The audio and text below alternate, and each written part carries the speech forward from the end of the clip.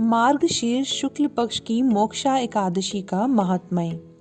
युधिष्ठिर बोले, देव देवेश्वर, मैं पूछता हूँ, मार्गशीर्ष मास के शुक्ल पक्ष में जो एकादशी होती है उसका क्या नाम है, कौन सी विधि है तथा उसमें किस देवता का पूजन किया जाता है? स्वामिन, यह सब यथार्थ रूप से बताइए। श्री कृष्ण ने कहा, नृपश्रेष्ठ, मार्गशीर्ष मास के कृष्ण पक्ष में उत्पत्ति अर्थात उत्पन्ना नाम की एकादशी होती है, जिसका वर्णन मैंने तुम्हारे समक्ष कर दिया है। अब शुक्ल पक्ष की एकादशी का वर्णन करूंगा, जिसके श्रवण मात्र से वाजपेय यज्ञ का फल मिलता है। उसका नाम है मोक्षा एकादशी, जो सब पापों का अपहरण करने वाली है। राजन, उस दिन यत्न पूर्वक तुलसी की मंजरी तथा धूप दीप आदि से भगवान दामोदर का पूजन करना चाहिए।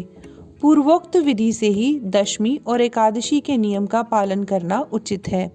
मोक्षा एकादशी बड़े बड़े पातकों का नाश करने वाली है। उस दिन रात्रि में मेरी प्रसन्नता के लिए नृत्य, गीत और स्तुति के द्वारा जागरण करना चाहिए। जिसके पितर पापवश नीच योनि में पड़े हों, वे इसका पुण्य दान करने से मोक्ष को प्राप्त होते हैं। इसमें तनिक भी संदेह नहीं है। पूर्व काल की बात है, वैष्णवों से विभूषित परम रमणीय चंपक नगर में वेखानस नामक राजा रहते थे। वे अपनी प्रजा का पुत्र की भांति पालन करते थे। इस प्रकार राज्य करते हुए राजा ने एक दिन रात को स्वप्न में अपने पितरों को नीच योनि में पड़ा हुआ देखा। उन सबको इस अवस्था में देखकर राजा के मन में बड़ा विस्मय हुआ और प्रातःकाल ब्राह्मणों से उन्होंने उस स्वप्न का सारा हाल कह सुनाया। राजा बोले, ब्राह्मणों, मैंने अपने पितरों को नरक में गिरा देखा है। वे बारंबार रोते हुए मुझसे यूं कह रहे थे कि तुम हमारे तनुज हो, इसीलिए इस नरक समुद्र से हम लोगों का उद्धार करो। द्विजवरों, इस रूप में मुझे पितरों के दर्शन हुए हैं। इसमें मुझे चैन नहीं मिलता है। क्या करूं, कहाँ जाऊं? मेरा हृदय रूंधा जा रहा है। द्विजोत्तमों, वह व्रत, वह तप और वह योग जिससे मेरे पूर्वज तत्काल नरक से छुटकारा पा जाएं, बताने की कृपा करें।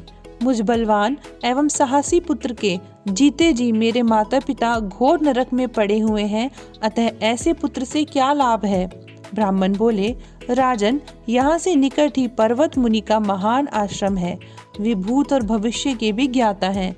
नृपश्रेष्ठ, आप उन्हीं के पास चले जाइए। ब्राह्मणों की बात सुनकर महाराज वेखानस शीघ्र ही पर्वत मुनि के आश्रम पर गए और वहां उन मुनि श्रेष्ठ को देखकर उन्होंने दंडवत प्रणाम करके मुनि के चरणों का स्पर्श किया। मुनि ने भी राजा से राज्य के 7 अंगों की कुशल पूछी। राज्य के 7 अंग होते हैं: राजा, मंत्री, राष्ट्र, किला, खजाना, सेना और मित्र वर्ग। राजा बोले, स्वामिन, आपकी कृपा से मेरे राज्य के 7 अंग सकुशल हैं, किंतु मैंने स्वप्न में देखा है कि मेरे पितर नरक में पड़े हैं। अतः मुझे बताइए कि किस पुण्य के प्रभाव से उनका वहां से छुटकारा होगा। राजा की यह बात सुनकर मुनि श्रेष्ठ पर्वत एक मुहूर्त तक ध्यानस्थ रहे। इसके बाद वे राजा से बोले, महाराज, मार्गशीर्ष मास के शुक्ल पक्ष में जो मोक्षा नाम की एकादशी होती है, तुम सब लोग उसका व्रत करो और उसका पुण्य पितरों को दे डालो। उस पुण्य के प्रभाव से उनका नरक से उद्धार हो जाएगा। भगवान श्री कृष्ण कहते हैं, युधिष्ठिर, मुनि की यह बात सुनकर राजा पुनः अपने घर लौट आए। जब उत्तम मार्गशीर्ष मास आया, तब राजा वेखानस ने मुनि के कथनानुसार मोक्षा एकादशी का व्रत करके उसका पुण्य समस्त पितरों सहित पिता को दे दिया। पुण्य देते ही क्षण भर में आकाश से फूलों की वर्षा होने लगी। वेखानस के पिता पितरों सहित नरक से छुटकारा पा गए और आकाश में आकर राजा के प्रति यह पवित्र वचन बोले, बेटा, तुम्हारा कल्याण हो। यह कहकर वे स्वर्ग में चले गए। राजन, जो इस प्रकार कल्याणमयी मोक्षा एकादशी का व्रत करता है, उसके पाप नष्ट हो जाते हैं और मरने के बाद वह मोक्ष प्राप्त कर लेता है। यह मोक्ष देने वाली मोक्षा एकादशी मनुष्यों के लिए चिंतामणि के समान समस्त कामनाओं को पूर्ण करने वाली है। इस महात्म्य के पढ़ने और सुनने से वाजपेय यज्ञ का फल मिलता है। हरे कृष्ण कृष्ण कृष्ण हरे हरे, हरे राम राम राम हरे हरे।